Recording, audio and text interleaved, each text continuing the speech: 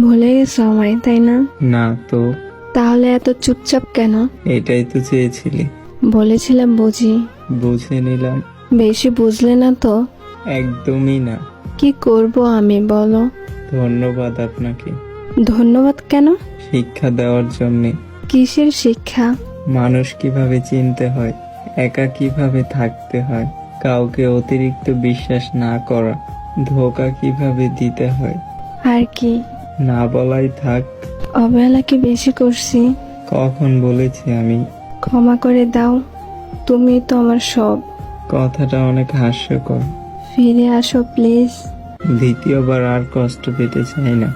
থাকতে পারো আমাকে ছাড়া? কসম, ভালো আছি তোমায় ছাড়া। আর ভুল করব না, ক্ষমা করে দাও। সুযোগ দিতে চাই না। এইভাবে বলতে পারলে? বলতে আজ বাধ্য হলাম। তুমি এখন কেন বুঝো না? আগে তো আমায় ঠিকই বুঝতে। আগে তো বোকা ছিলাম। তুমি না আমাকে ভালোবাসো? ভাবলে ঘৃণা লাগে।